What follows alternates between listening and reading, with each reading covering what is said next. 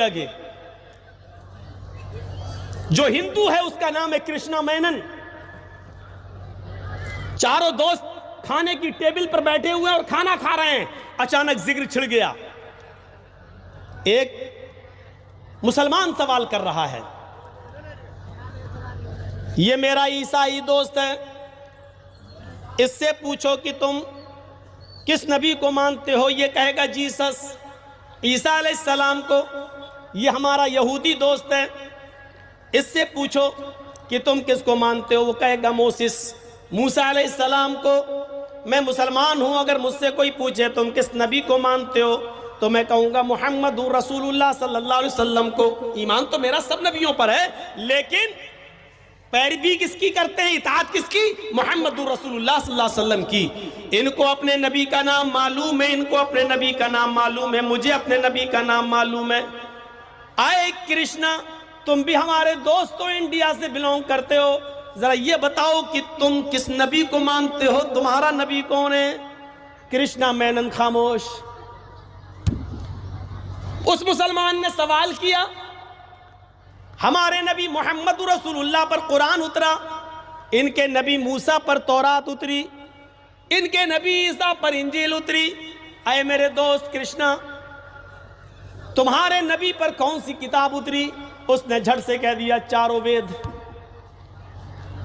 वेद आसमानी किताब, आकाशीय किताब, उसने कह दिया।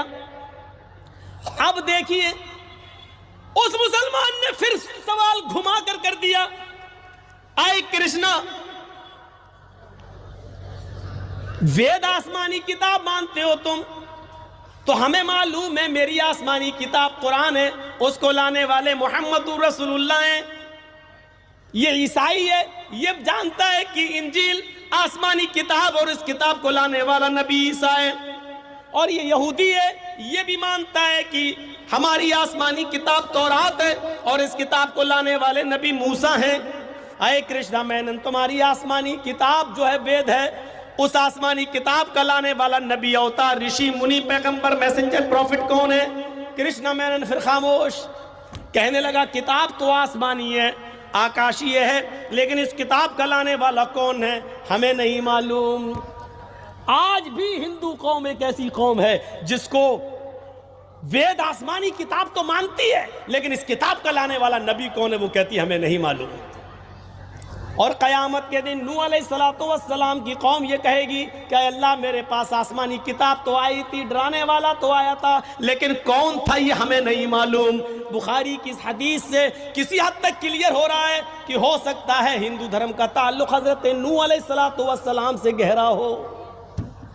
मैं अभी भी क्लियर नहीं कह सकता हूं, कोई ये ना कहे कि मौलाना साहब हिंदू धर्म को कौम नूह अलैहिस्सलाम की कौम कह गए। लेकिन बुखारी की हदीस से जब बहुत से लोग मसाइल का इस्तिदलाल करते हैं तो एक ये मेरा भी एक इस्तिदलाल हो सकता है कि नूह अलैहिस्सलाम की कौम क़यामत के दिन ये कहेगी अल्लाह मुझे नहीं मालूम, आया तो था कोई, लेकिन कौन आया था ये मुझे नहीं मालूम। और हिंदू धर्म एक ऐसी कौम है जो ये कहती है कि मेरे पास डराने वाला नबी तो आया था, लेकिन कौन था ये मुझे नहीं मालूम, ये मुझे नहीं मालूम। और फिर सबसे पुराना और मूर्ति की सबसे पहली पूजा और मूर्ति की सबसे पहली तपस्या और इबादत और मूर्ति पूजा सबसे पहले अगर चली है तो कौम नूह के अंदर। नूह अलैहिस्सलाम के इंतकाल के बाद नूह अलैहिस्सलाम की कौम के 5 बुजुर्ग, वद, सुआ, यगूस, यऊक, नस्र, इन 5 बुजुर्गों की मूर्तियां बनाकर सबसे पहले मूर्ति की पूजा की शुरुआत नूह अलैहिस्सलातु वस्सलाम के जमाने से हो रही है, नूह के इंतकाल के बाद नूह की कौम से हो रही है। और आप जानते हैं कि हिंदू धर्म के अंदर मूर्ति पूजा से नीचे कोई शुरुआत ही नहीं होती है, और ये भी बहुत प्राचीन कौम है, पुरानी कौम है, और ये उसी ज़माने से मूर्ति पूजा करती चली आ रही है।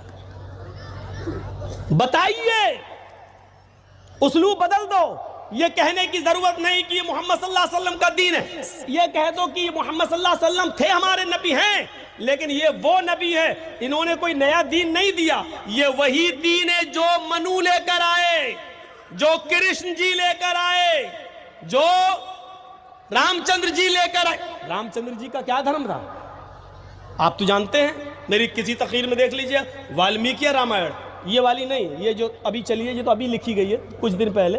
तुलसीदास जी वाली रामायण का तो वजूद अभी से हुआ है, ज़्यादा दिन नहीं हुए। रामचरितमानस का। पुरानी रामायण जो 2000 साल पहले लिखी गई थी हिंदू धर्म के आस्था और अकीदे के मुताबिक, 2000 साल पुरानी जो किताब है उनकी वाल्मीकि रामायण, उसमें आज भी लिखा हुआ है कि जब रावण सीता का हरण करके ले गया और हनुमान और लक्ष्मण जब तलाश करके सीता को लेकर आए तो सीता जी अपने पति रामचंद्र जी का आशीर्वाद लेने के लिए उनके पैरों पे गिर पड़ी और उनके पैर छूने लगी कि मुझे आशीर्वाद दो, आपके आशीर्वाद से मैं बच गई। और हनुमान जी ने और लक्ष्मण ने हमको रावण के चंगुल से निकाल लिया और बचा लिया, और रावण हमारी इज्जत पर हाथ नहीं डाल सका, ये लोग हमें बचा कर लाए। तो रामचंद्र जी के जब पैर छुए, अपने पति के जब पैर छूने लगी, तो वाल्मीकि रामायण में लिखा रामचंद्र जी ने उठा लिया अपनी पत्नी को, पैर नहीं छूने दिए, ये कांधा पकड़ा और खड़ा कर दिया और क्या कहा, राम रामाय नमः, राम रामाय सत्यम अस्ति। है सीता मैं तेरा राम हूं, राम रामाय, तेरे राम का राम है ऊपर वाला। जब आए आज